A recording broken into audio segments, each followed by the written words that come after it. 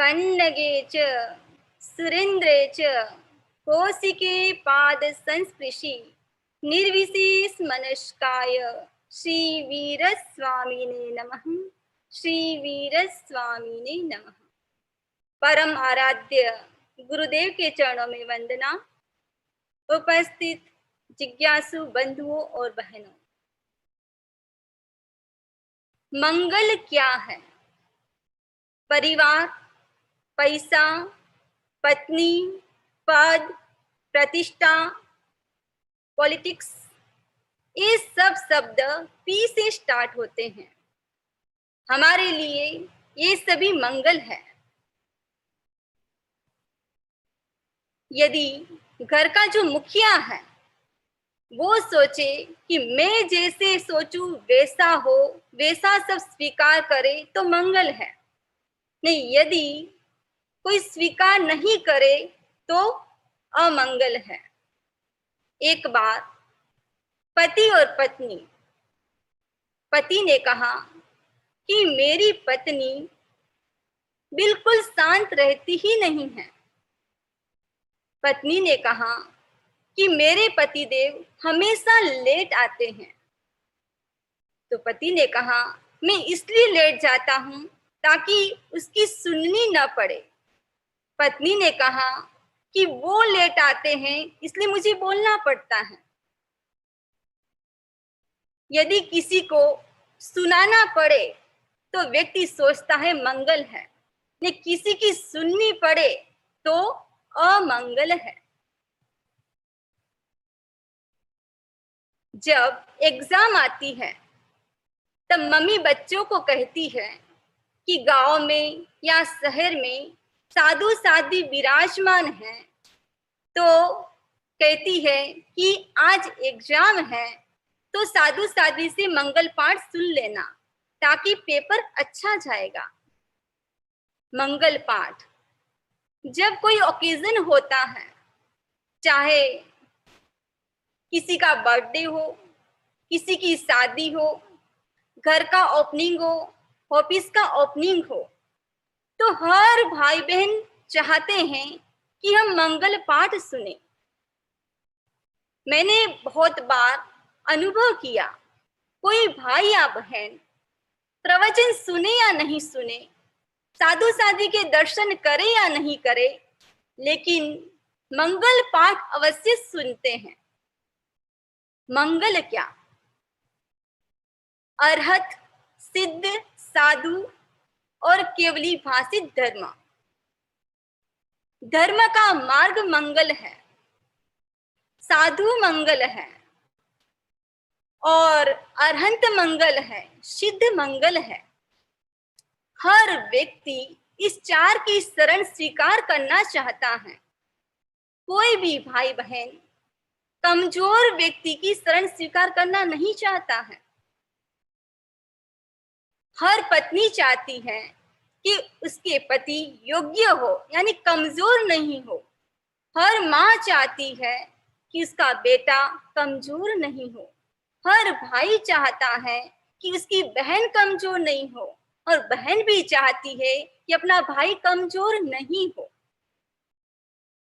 कबीरदास जी, जिसके बहुत सारे शिष्य थे, कितने थे, बहुत थे, वो हमेशा गुनगुनाते रहते, प्रश्नों का उत्तर देते और शिष्य को अध्यात्म का मार्ग बताते। और जो कबीर जी थे वो जुल्हा थे।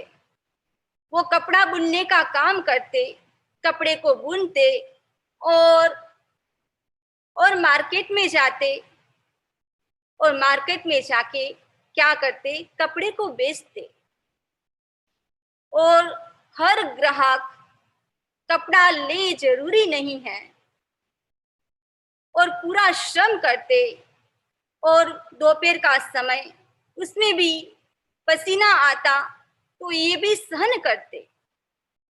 एक बार शिष्य ने इस दृश्य को देखा और शिष्य से रहा नहीं गया और शिष्य ने अपने गुरु से कहा कि आप इतना श्रम करते हो, इतना परिश्रम करते हो, इतना पसीना निकलता है, और आपकी दिन भर की जितनी भी कमाई होती है उतनी कमाई तो मैं आपके घर तक पहुंचा दूंगा। कबीर जी ने कहा कि जब मैं आपको पढ़ाता हूँ तब तो मैं आपका गुरु हूँ, लेकिन जब मैं घर पर हूँ तब मेरा कर्तव्य है कि परिवार का भरण पोषण करना। मैं जब बैठता हूँ तो ऐसे ही नहीं बैठता हूँ, जब मैं लोगों को देखता हूँ तब मैं सोचता हूँ कि किसी वेश में मिल जाए राम मुझे। ये देखने का नजरिया, हम भी दूसरों को देखें तो किस दृष्टि से देखें? योग्यता की दृष्टि से देखें। यदि हम योग्यता की दृष्टि से देखते हैं तो क्या होता है, हमारे भीतर भी योग्यता का विकास होता है। हम भी धर्म को स्वीकार करते हैं, साधु बनते हैं। साधु बनने के बाद अरहंत और अरहंत के बाद सिद्ध बन जाते हैं। भगवान महावीर स्वामी का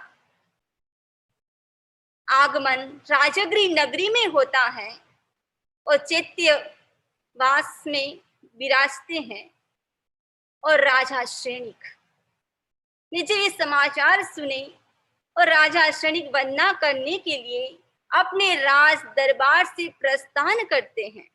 और जैसे ही प्रस्थान किया और साथ में अभय कुमार भी उनके साथ भगवान के दर्शन करने के लिए जा रहा है। और जैसे ही चल रहे थे और चलते चलते अभय कुमार ने एक लेडीज को देखा। उसके सिर के ऊपर एक कलश था, पानी से भरा हुआ कलश। पूछा ये क्या है? तब उत्तर मिला मंगल कलश। और आगे चले और जैसे ही आगे पहुंचे एक द्वार के ऊपर तोरण सजाया हुआ था। पूछा गया कि ये क्या है? उत्तर मिला मंगल तोरण। और आगे चले और जैसे ही आगे चले और देखा कि किसी लेडीज के सिर के ऊपर दूध का एक घड़ा था। पूछा गया ये क्या है? उत्तर मिला कि मंगल दूध। अब अभय कुमार ने सोचा कि कलश मंगल है, तोरण मंगल है, दूध मंगल है। और भगवान महावीर स्वामी के समवसरण में पहुंचे और उस समवसरण में प्रत्येक राजा क्षणिक भी थे। और अभय कुमार ने भगवान को वंदना की और वंदना करने के बाद जिज्ञासा की कि मंगल क्या है, उत्तम मंगल क्या है? तब भगवान ने कहा धम्मो मंगल मुक्तिठम, धर्म उत्तम मंगल है। अभी भी जिज्ञासा का समाधान नहीं हुआ कि कौन सा धर्म उत्तम है। भगवान ने कहा अहिंसा संयमो तवो, अहिंसा संयम और तप ये मंगल है। अहिंसा। अब प्रश्न उभरता है कि अहिंसा का आदि बिंदु क्या है? उत्तर मिला कि अहिंसा का आदि बिंदु है अप्रमाद, जागरूकता। यदि व्यक्ति के भीतर अप्रमाद है, जागरूकता है, तो इसका मतलब वो व्यक्ति अहिंसक का जीवन जी रहा है।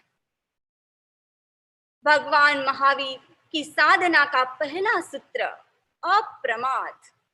इसका मतलब कि व्यक्ति के जीवन में जागरूकता होनी चाहिए, प्रमाद नहीं होना चाहिए।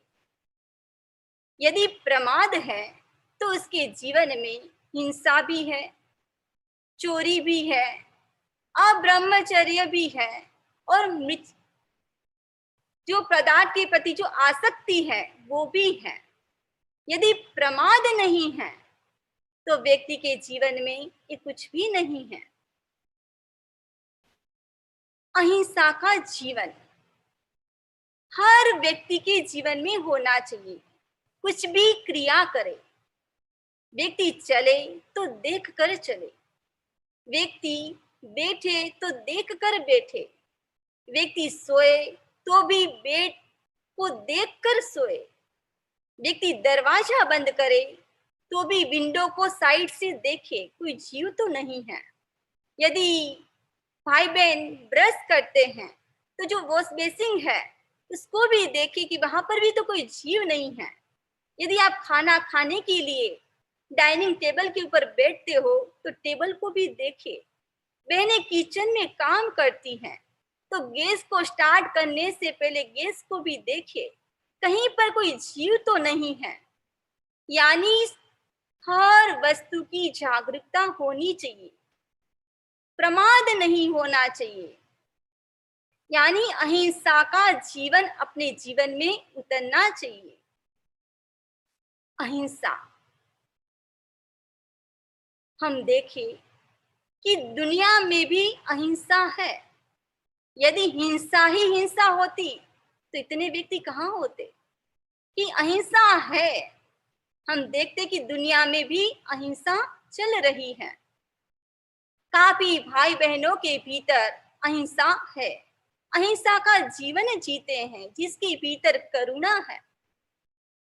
आपने नाम सुना होगा काल सोक्रिक का। काल सोक्रिक जो प्रतिदिन 500 भैंसों को मारता था, उसका प्रतिदिन का नियम। एक बार राजा शनिक ने,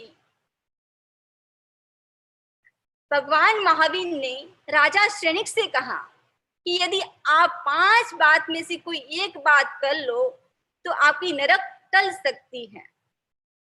जब ये राजा शनिक ने बात सुनी, 5 बातें कौन सी थी?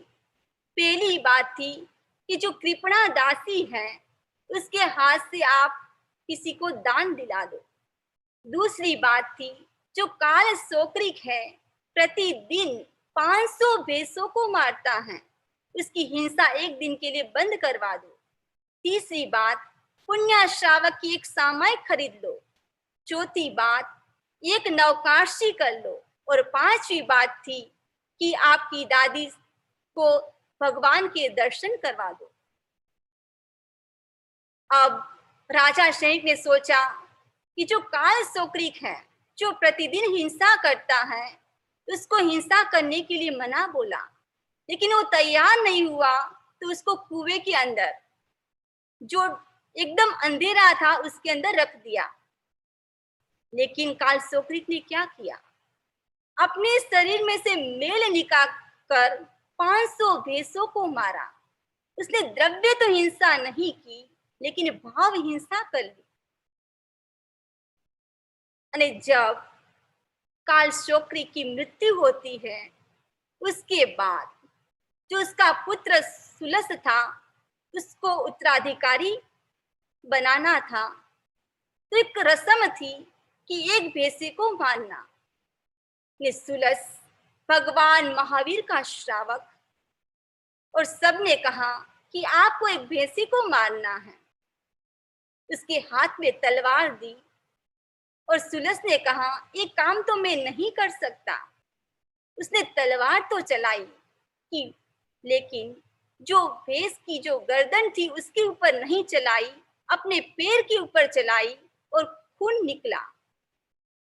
ये क्या थी? इस सुलस की करुणा अहिंसा के ऊपर उतर आई। अहिंसा हम देखें महात्मा गांधी जी का जीवन, जिसके भीतर अहिंसा थी। वो भी बेड खिसकाते तो ऐसे ही नहीं खिसकाते थे। वो सोचते कि यदि मैं खिसकाऊंगा तो किसी जीवों की हिंसा हो सकती है। कभी भी खिसकाना हो तो 2 मिलकर खिसकाना चाहिए। वो प्रकृति के प्रति कितने जागरूक थे।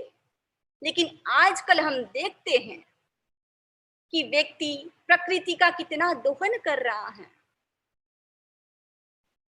जैन जीवन शैली जो श्रावक की है, तो श्रावक के जीवन में अहिंसा उतरनी चाहिए। 4 प्रकार की हिंसा बताई है।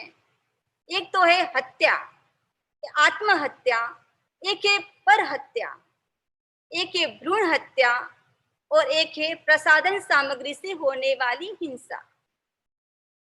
आत्महत्या, आजकल हम देखें कि आत्महत्या बहुत हो रही है।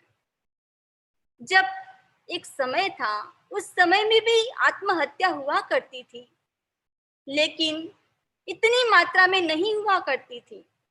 आजकल हम देखें कि व्यक्ति के अनुकूल कोई कार्य नहीं होता है तो व्यक्ति गलत डिसीजन ले लेता है। व्यक्ति में सहन करने की क्षमता नहीं है। पर हत्या, व्यक्ति एक दूसरे के शत्रु बन जाते हैं और दूसरों की हिंसा कर लेते हैं।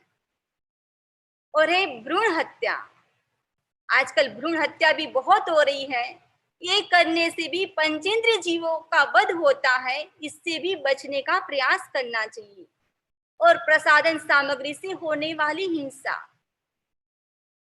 सिल्क की साड़ी, इसको अवॉइड करना चाहिए। जो लेदर की वस्तु है उसको भी नहीं खरीदना चाहिए। जितना बच सके उसे बचने की कोशिश करनी चाहिए। हमारे भीतर में अहिंसा उतरे। हर व्यक्ति जीना चाहता है, मरना कोई नहीं चाहता है। इसीलिए हम अहिंसा का जीवन जीने का प्रयास करें। दूसरा है संयम। संयम होना चाहिए। किसका संयम?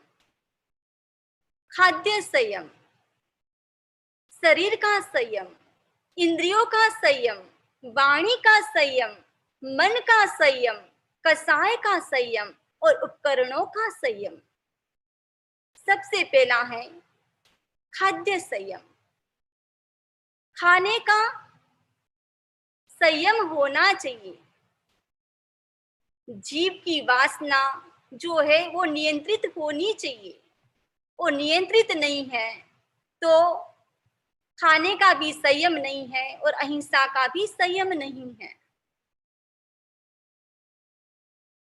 एक बार एक युवक गुरुदेव की सन्निधि में पहुंचा और जैसे ही पहुंचा और गुरुदेव ने पूछा कि तुम क्या खाते हो? आजकल डॉक्टर भी क्या कहते हैं कि खाने का संयम होना चाहिए। तो उस युवक ने कहा कि मैं कुछ भी ऐसे नहीं खाता हूं, मैंने घी भी छोड़ दिया है और मैंने चीनी भी छोड़ दी है और साथ साथ में जो तली हुई वस्तु को भी मैं नहीं खाता हूं। तो गुरुदेव ने पूछा, ये सब क्यों छोड़ा? मैंने इसलिए छोड़ा कि डॉक्टर ने कहा है कि यदि स्वस्थ रहना है तो इसको छोड़ना होगा। तब आचार्य प्रवर ने कहा कि डॉक्टर के कहने से तुमने छोड़ दिया और हमारे कहने से छोड़ देते तो डॉक्टर की शरण में जाने की जरूरत भी नहीं पड़ती। खाने का संयम होना चाहिए। और दूसरा है शरीर का संयम। शरीर का संयम होना चाहिए। यदि व्यक्ति खाने का संयम करता है तो शरीर का संयम अपने आप हो जाता है। और तीसरा है इंद्रियों का संयम। मुनि के लिए कहा गया कि इंद्रियों का संयम करे। केवल मुनि के लिए नहीं कहा गया है, हर शासक के लिए कहा गया है कि इंद्रियों का संयम करे। महामात्य कौटिल्य के समय में भी ये विधान था कि शासक को इंद्रियों का संयम करना जरूरी है, ऐसा विधान था। यदि कोई राजा है, लोकतंत्र प्रणाली है, यदि राष्ट्रपति है, प्रधानमंत्री है, उसके लिए भी जरूरी है इंद्रियों का संयम। यदि व्यक्ति इंद्रियों का संयम नहीं करता है तो उसकी जो शासन प्रणाली है वो अच्छे से नहीं चल सकती। यदि घर का कोई जो मुखिया है उसके लिए भी जरूरी है कि इंद्रियों का संयम रखे। इंद्रियों का संयम बहुत जरूरी है। यदि व्यक्ति के जीवन में इंद्रियों का संयम है तो वो अपने जीवन को बहुत अच्छा बना सकता है। उसके बाद है वाणी का संयम, बोलने का संयम। दिन भर में व्यक्ति बहुत सारी एक्टिविटी करता है, खाना पीना सोना उठना, उसमें सबसे ज्यादा एक्टिविटी ज्यादा कौन सी होती है? होती है बोलने की। व्यक्ति चलता है तभी भी बोलता है, खाता है तभी भी बोलता है, और काफी भाई बहन तो नींद में भी बोलते हैं। बोलना, बोलने का संयम जरूरी है। अनावश्यक तो बोले ही नहीं, यानी जरूरत पड़े तो भी जितनी जरूरत हो उतना ही बोले। यदि एक शब्द से काम चल सकता है तो एक सेंटेंस भी नहीं बोले, और एक सेंटेंस से काम कंप्लीट हो सकता है तो 3-4 सेंटेंस भी नहीं बोले, और 3-4 सेंटेंस से भी काम हो सकता है तो क्या करे कि 10-15 सेंटेंस भी नहीं बोले। इस प्रकार व्यक्ति को बोलने का संयम करना चाहिए। बोले तो भी धीरे बोले, धीरे बोलने का प्रयास करना चाहिए। व्यक्ति बोले तो भी मधुर बोले, मधुर बोलने का अभ्यास करना चाहिए। ये बताया गया कि वाणी का संयम, और उसके बाद है मन का संयम। मन, आज हम देखें मानसिक तनाव बहुत बढ़ रहा है। मानसिक बीमारी, आज दुनिया में शारीरिक दृष्टि से व्यक्ति जितने बीमार नहीं है उससे भी ज्यादा बीमार मानसिक दृष्टि से है। डॉक्टर के पास जाते हैं, दवाई भी देते हैं, वो काम नहीं करती है। जरूरी है कि खाने का संयम हो, शरीर का संयम, इंद्रियों का संयम और वाणी का संयम। एक बार एक घर में सास ससुर और सास साथ में 2 उनके बेटे और 2 बहू रानी। जो बड़ी बहू थी उसके हाथ से घी गिर गया। सास ससुर ने कुछ भी नहीं कहा, लेकिन जो छोटी बहू थी उसके हाथ से पानी गिर गया, और जैसे ही पानी गिर गया और सास ससुर ने कहा देखकर नहीं चलती हो, और बहू को अच्छा नहीं लगा। उसने सोचा कि उनके हाथ से तो घी गिर गया फिर भी कुछ नहीं कहा, और मेरे हाथ से पानी गिर गया तो भी इतना बोलने लग गए।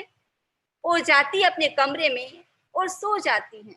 2 दिन तक वो उठी नहीं। डॉक्टर के पास गए, इलाज करवाया।